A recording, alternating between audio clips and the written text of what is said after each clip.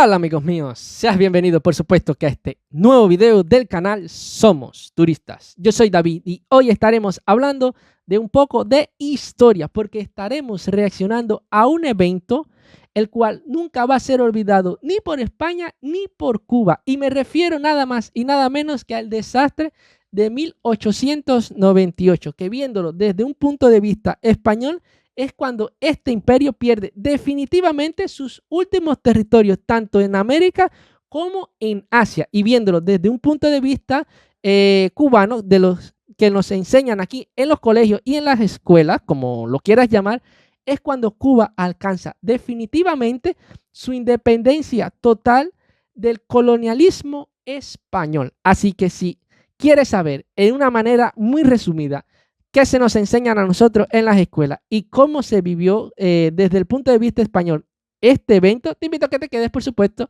que en este video. No te olvides de que mis redes sociales van a estar apareciendo, como siempre, aquí en la pantalla y en la cajita de la descripción, por si me deseas seguir o comentarme algo respecto a este hecho histórico. Y no te olvides que este video yo no lo hubiese podido realizar gracias al canal de El Resto es Historia, un canal que hasta la fecha de hoy tiene 19.100 suscriptores con solamente 11 videos. Yo no sé realmente cómo este canal logró con 11 simples videitos llegar a esta cifra de suscriptores, porque ya yo voy, creo que para 50 videos y todavía aún estoy con 1000 suscriptores. Ahora, hay un problema con este canal. Este canal está prácticamente muerto, para no decirte que lo está totalmente, porque su último video subido fue hace más de 2 años, o sea, hace más de 2 años que aquí no hay contenido nuevo, pero el video al cual estaremos reaccionando pertenece a este canal, que es el desastre del 98, historia a contrarreloj.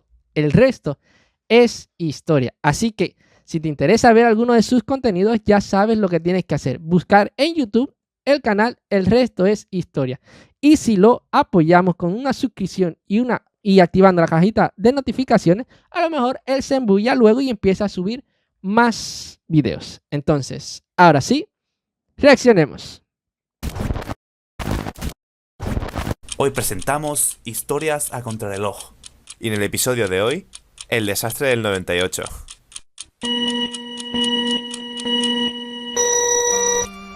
España al empezar el siglo XIX tenía un imperio bastante importante, pero en solo 30 años se las arregló para perderlo todo excepto Cuba, Puerto Rico, Filipinas y unas islas por el Pacífico. Cuba, y un poco también Filipinas, le tenían envidia al resto de excolonias que habían logrado independizarse y pues le entra la vena revolucionaria. Así que en 1868 estalla la primera guerra de independencia cubana.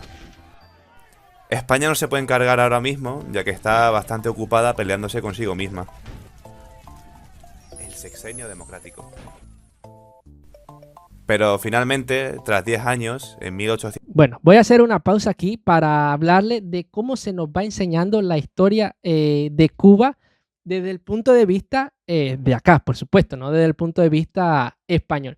Primero voy a empezar a decirles que me atrevería a decir que la historia de Cuba se divide en 3 etapas. Sí, aquí se nos enseña la historia de Cuba en varias etapas a lo largo de que vamos cursando los estudios desde la primaria hasta la universidad.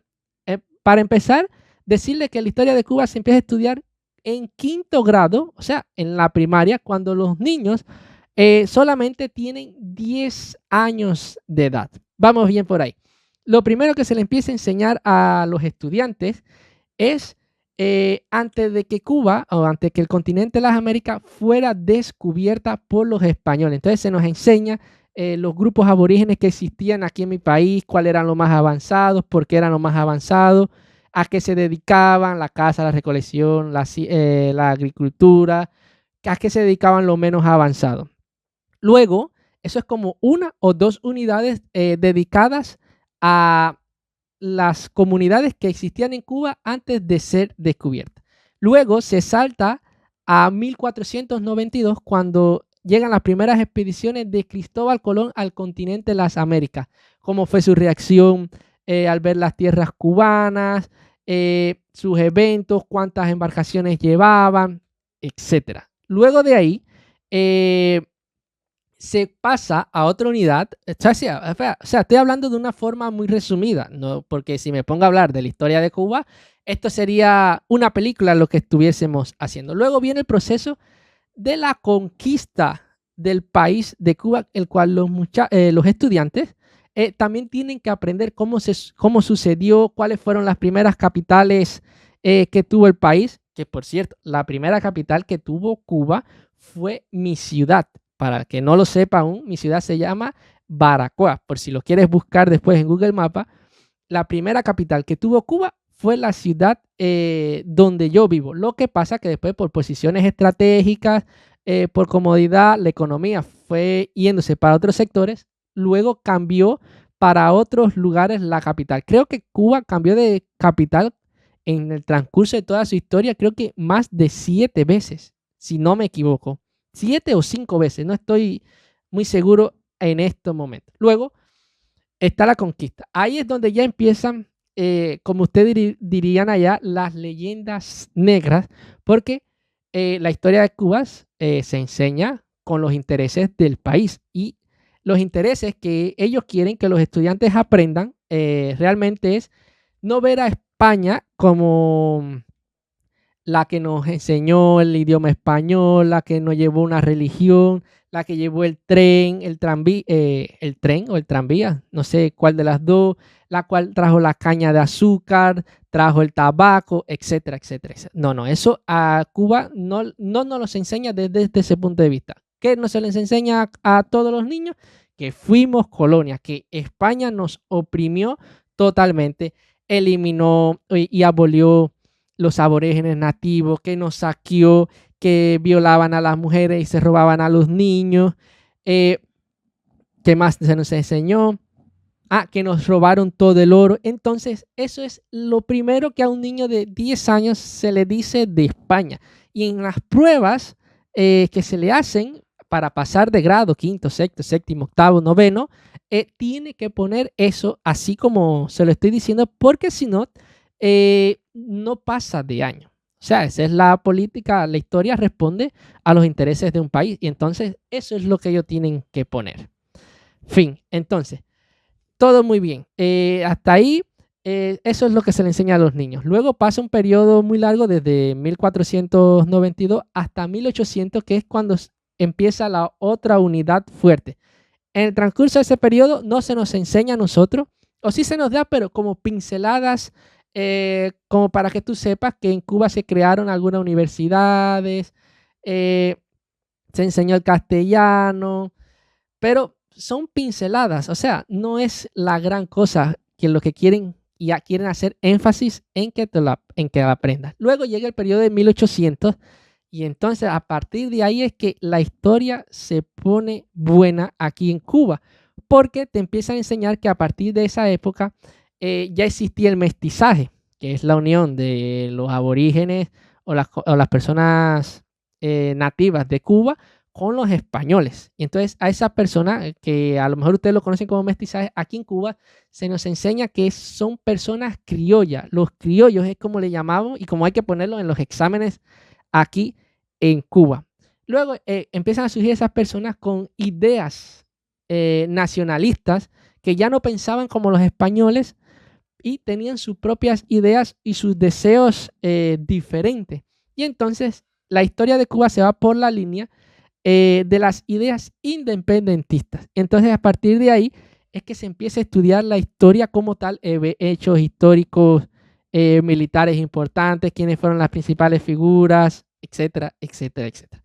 La historia como tal, cuando se pone fuerte, que lo he dicho muchas veces, en 1868, que es cuando estalla las guerras independentistas de Cuba. Una de las primeras que duró 10 años, desde 1868 hasta 1878, pero sin lograr ningún objetivo porque luego fueron disipadas por nuevos tratados que trajo un oficial español, que ahora mismo se me acaba de olvidar el nombre, pero bueno, a lo mejor lo toman aquí en este video, y hizo convenios, tratos con las personas que se habían ido a la rebelión y se disipó esta guerra. Arsenio Martínez Campos, creo que es como se llama este general. Pero bueno, hubieron oficiales cubanos que sí quisieron rendir y así sucesivamente. Bueno, vamos por ahí. Vamos a ver si adelantamos un poco el video y luego en lo que él va avanzando a lo mejor le voy dando otros datos. 1978, España consigue ponerle fin a la revuelta y le concede a los cubanos mejores condiciones administrativas, pues para que se calmen un poquito. Creo que ahí es cuando lo de Arsenio Martínez Campos. Todo parece ir bien durante un tiempo hasta que a los políticos españoles les da por el proteccionismo y en 1891 aprueban la ley de los aranceles.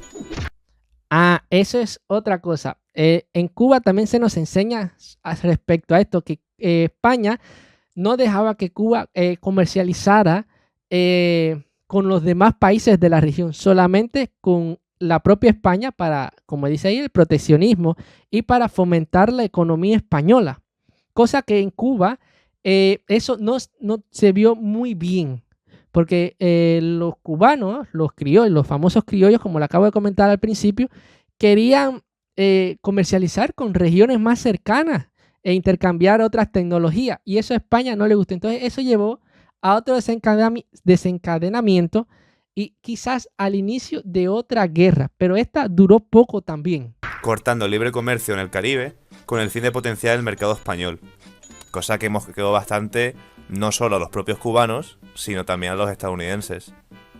Y 4 años más tarde, en 1895, estallaría la Segunda Guerra de Independencia cubana.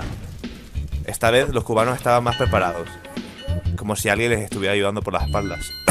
Bueno, eso también se nos enseña aquí en Cuba. Luego ya en se acaba la guerra en 1878 con ese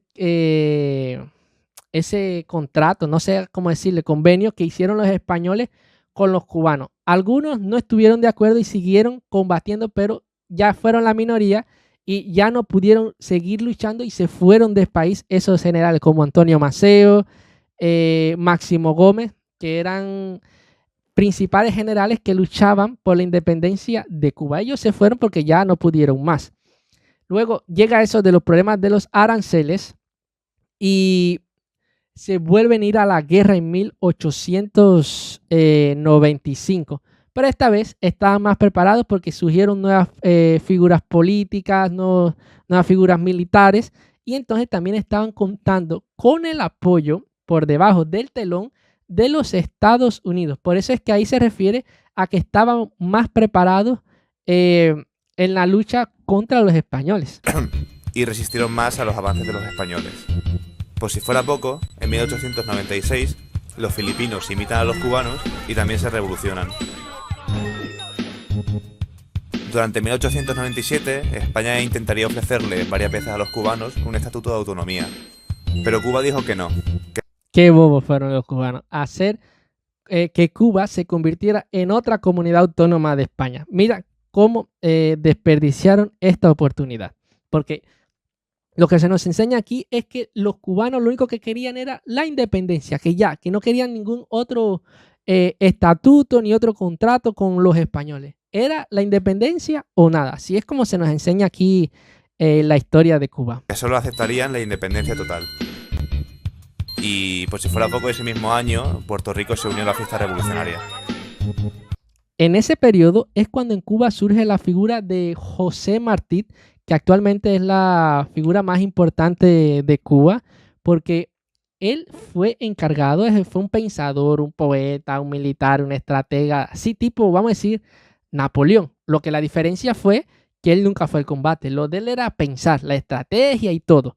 Entonces él se encargó de recaudar muchos fondos y recorrer América en busca de los generales que antes habían luchado para que retomaran la causa de la independencia de Cuba. Entonces, por eso es que ocurren todos estos hechos de una mejor preparación militar. Estados Unidos en repetidas ocasiones intentaría convencer a España para comprar las islas. Insistió bastante y fueron bastante pesados, pero los españoles rechazaron la oferta.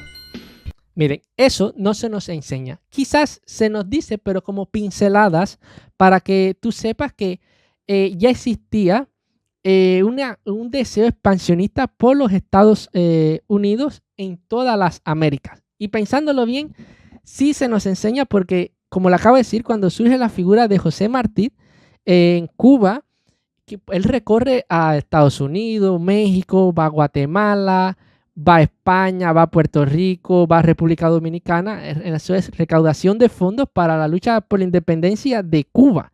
Y ya cuando él visitó a los Estados Unidos, ya él había visorado que los Estados Unidos tenían deseos expansionistas y estaba muy preocupado porque tenía que tener dos batallas. Él ya veía eso, se adelantaba al futuro.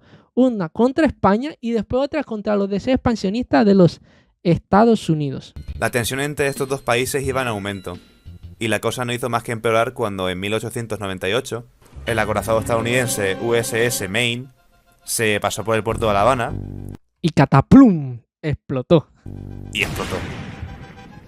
De este hecho se nos enseña mucho y se habla de muchas figuras importantes con respecto a este evento de la explosión del Maine, que a nosotros se nos enseña que fue también así, de momento sin causa y sin nada. Y entonces se nos dice que esta fue la oportunidad de cómo pensó los Estados Unidos intrometerse en la guerra, justificar intrometerse en la guerra con esta explosión, porque ellos le echaron la culpa que de la explosión de esta embarcación de ellos fue culpa de España.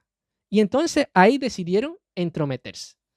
Pero ¿cómo lo hicieron? No directamente una lucha contra España, sino que oficialmente empezaron a apoyar a los españoles que estaban luchando contra España hasta que en 1898 Cuba derrotó finalmente a España. Así como se nos enseña a nosotros aquí en las escuelas. Fíjate, estoy hablando siempre desde el punto de vista que se nos enseñan en la escuela, para que después no me coman en los comentarios diciéndome que eso es leyenda negra, que esto, que esto, lo otro. Bueno.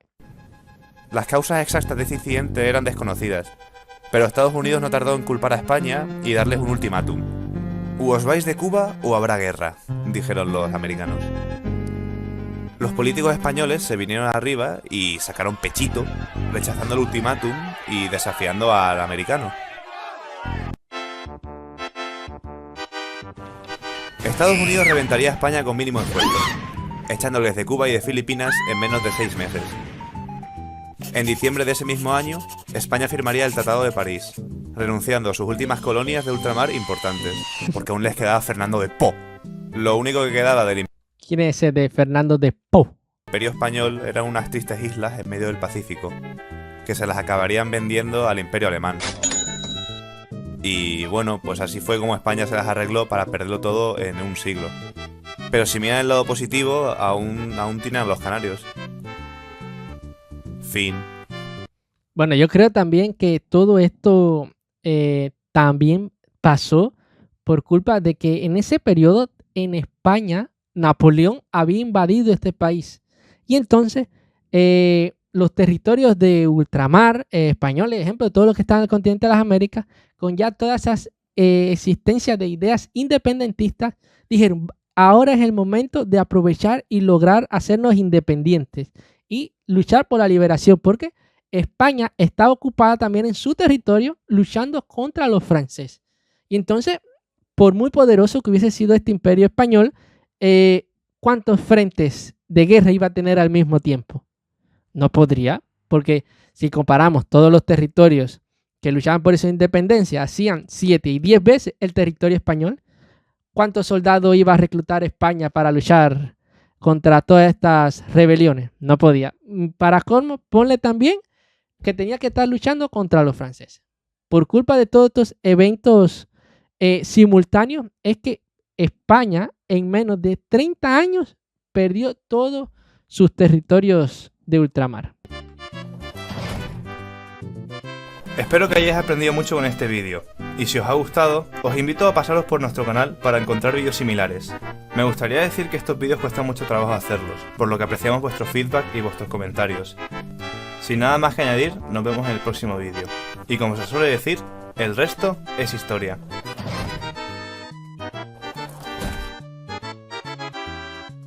Primero, recalcar que estoy seguro que en los comentarios que le hice de cómo se nos enseña la historia aquí en Cuba, a lo mejor se me quedaron muchos eventos históricos y fechas muy importantes, porque para eso tendría que darle una clase de historia, hacer una película y decirle todo lo que sucedió en Cuba desde 1492 o mucho antes hasta el 1898. Y lo intenté hacer de una manera muy resumida y tomar los parámetros fundamentales para que ustedes entiendan algunos procesos.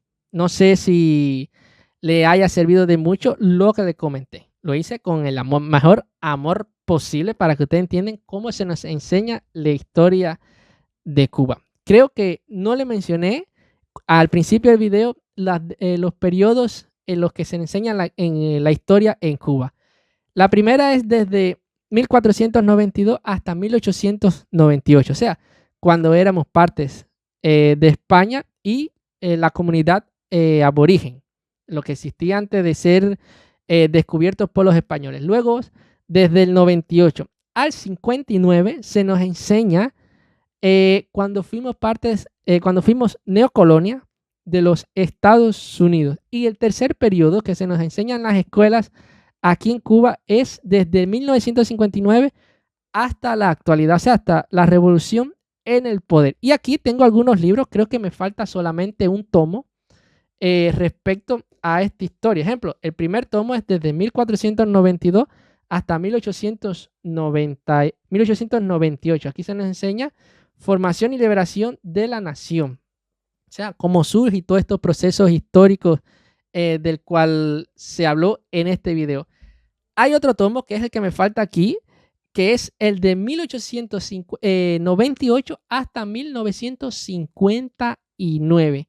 Y este tercero, que es el 1959 hasta 1999 y en adelante, que es la revolución en el poder. Y si ustedes me preguntan por qué yo tengo estos libros, bueno, porque mi mamá me mandaba a comprarlos y me ponía a repasar. Sí, porque la mamá, si tú eres mamá y estás viendo esto y no pusiste a tus hijos a estudiar historia, fallaste como mamá. Bueno, y entonces mi mamá me mandaba a estudiar historia de Cuba para que saliera bien en los exámenes. En fin, cosas de mamá. No te olvides que si llegaste a esta parte del video, te suscribas y actives la campanita de notificaciones para que no te pierdas de ninguna de mis video reacciones. No te olvides comentar y por supuesto regalarme tu like para que YouTube sepa que este video te ha gustado y le llegue a más personas para que sí lo puedan ver. Y coméntame, no vas a perder ni un dedo ni un órgano por hacer esto. Más bien cree que esto es una obra de caridad para mí, para que me apoyes y me ayudes. Y si te perdiste mi último video, te lo voy a estar dejando por aquí en la pantalla. Fíjate, míralo aquí para que los veas. Entonces, ahora sí nos vemos. Chao.